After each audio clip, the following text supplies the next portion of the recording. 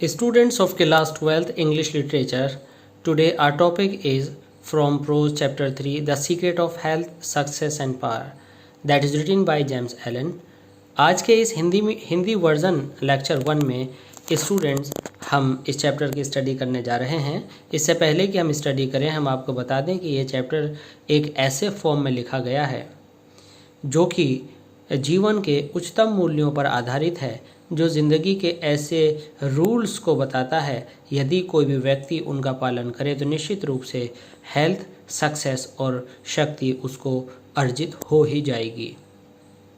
Students, पहला part ये 3 parts में बटा हुआ है। पहला पार्ट जो कि हम स्टडी करने जा रहे हैं वो है द सीक्रेट ऑफ हेल्थ, और हमने इस पार्ट को सीक्रेट ऑफ हेल्थ टाइटल दिया है। ये पहला पार्ट है इस ऐसे का। दूसरा पार्ट हम उसको टाइटल देंगे द सीक्रेट ऑफ सक्सेस, और तीसरे को हम नाम देंगे द सीक्रेट ऑफ पावर, और लास्ट में कंक्लूजन आएगा। आइए शुरू करते हैं। पहला लेक्चर, पहला paragraph, the secret of health. Students, यहाँ पर राइटर कहते हैं where there is sterling faith, sterling means strong, जहाँ पर मजबूत विश्वास होता है, and uncompromising purity, uncompromising means जहाँ पर कोई कंप्रोमाइज या कोई समझौता न करने वाली शुद्धता हो, अर्थात मजबूत शुद्धता हो, वहाँ पर स्वस्थ होता है, वहाँ पर सफलता होती है और वहाँ पर ताकत होती है। अब स्वस्थ के साथ ये 2 चीज़ें यहाँ पर क्यों आ गई? क्योंकि स्वास्थ्य एक ऐसी चीज़ है कि अगर हेल्थ है तो निश्चित रूप से आप काम करेंगे और आपको सक्सेस भी मिलेगी, और सक्सेस है तो आपकी शक्ति निश्चित रूप से बढ़ती जाएगी। इन सच अ मैन, इस तरह के व्यक्ति में डिसीज़, बीमारियां, फेलियर, असफलताएं एंड डिजास्टर और बर्बादी can find no lodgement, lodgement means निवासी स्थान।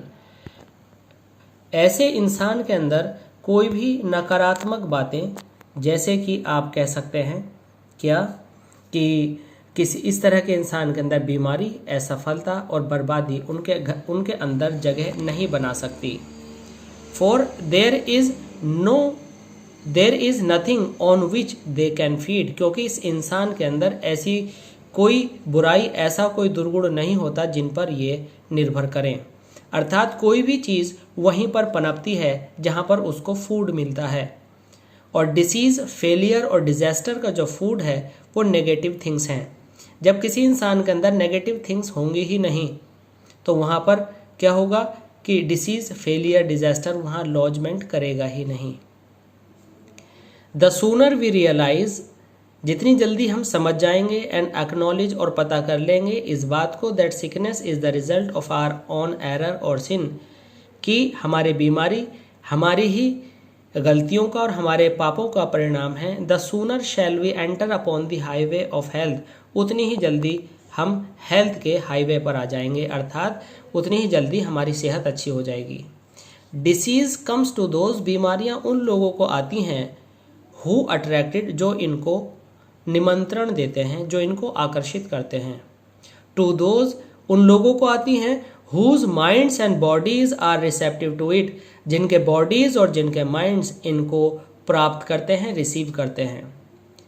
एंड फ्लीज, और ये बीमारियां और ये फेलियर उन लोगों से, flees means escape means run away, भागती हैं, फ्रॉम दोज उन लोगों से, whose strong, pure and positive thought sphere generates healing and life giving currents, means ये सारी नेगेटिव थिंग्स, सारी बुराइयां उन लोगों के पास से भाग जाती हैं जिनके इर्द गिर्द लाइफ गिविंग करेंट्स, जीवन देने वाला एक चक्र उनको घेरे रखता है और सकारात्मक ऊर्जा दिए रखता है।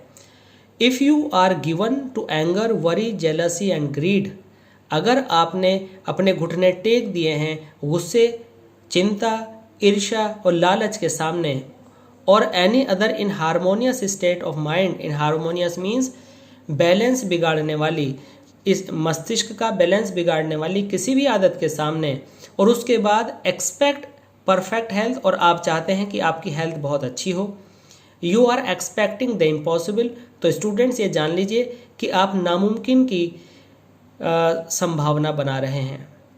अर्थात अगर आप इन हार्मोनियस स्टेट्स ऑफ माइंड में घिरे हुए हैं और परफेक्ट हेल्थ लेने की सोच रहे हैं तो ये बात असंभव है।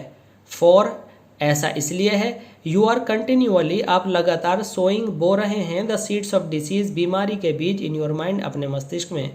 अर्थात आप लगातार नेगेटिव बातें अपने माइंड में डाल रहे हैं तो हेल्थ तो आएगी नहीं। Such conditions of mind are carefully shunned, shunned means rejected. इस तरह की दशाओं को समझदार लोगों द्वारा तिरस्कार किया जाता है, बाय द वाइज मैन, समझदार लोगों द्वारा। For he knows them to be far more dangerous, क्योंकि ऐसा आदमी जानता है कि ये कहीं ज़्यादा खतरनाक है देन अ बैड ड्रेन और एन इन्फेक्टेड हाउस, किसी भी सड़ी हुई नाली या दूषित घर से। अर्थात ये इनहार्मोनियस स्टेट्स ऑफ माइंड किसी भी सड़ी हुई नाली और दूषित मकान से भी ज़्यादा खतरनाक हैं। If you would be free from all physical x and pains, अगर आप चाहते हैं कि आप सारे पेन्स और एक्स, सारे दर्दों से और सारे रोगों से मुक्त रहें, and would enjoy perfect physical harmony, और आप बेहतरीन समन्वय अपनी सेहत का हासिल करें, आप अपनी उच्च गुणवत्ता वाला स्वास्थ्य हासिल करें, then put your mind in order, तो अपने मस्तिष्क को संतुलन में रखना सीखिए। एंड हार्मोनाइज योर थॉट्स, अपने विचारों को संतुलित कीजिए। थिंक जॉयफुल थॉट्स, अच्छे विचार सोचिए। थिंक लविंग थॉट्स, प्यार से भरे विचार सोचिए। Let the elixir of goodwill, और अच्छाई का जो रस है, एलिक्सिर है, अमृत है, कोर्स थ्रू योर वेन्स, अपनी नसों में उसे बहने दीजिए। And you will need no other medicine, इस तरह से आपको किसी मेडिसिन की ज़रूरत नहीं पड़ेगी।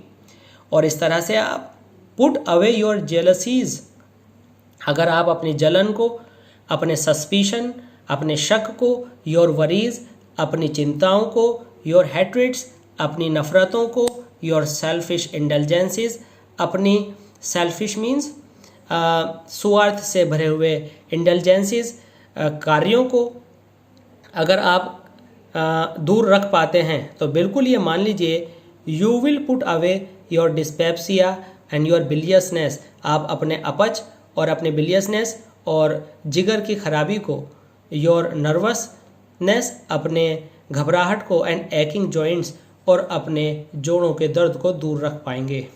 अर्थात हमारे दिमाग में ईर्ष्या, जलन, गुस्सा हमारे शरीर का नाश करता है, और हमारे अपच का कारण, हमारे लीवर की खराबी का कारण, और हमारे नर्वसनेस का, और घुटनों में जो आप अक्सर सुनते हैं इस तरह के जोड़ों में दर्द में, हमारे लिए एक मुसीबत बनता है और इनको बनाने का कारण बनता है।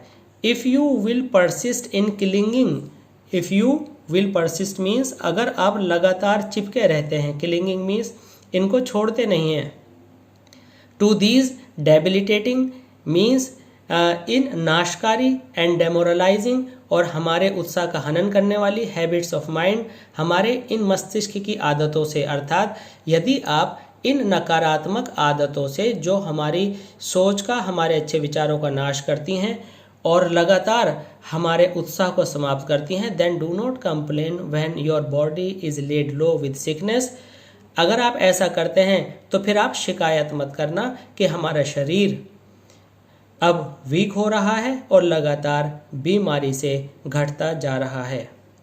स्टूडेंट्स, इस चैप्टर का अगला पार्ट हम स्टडी करेंगे अपने नए लेक्चर में।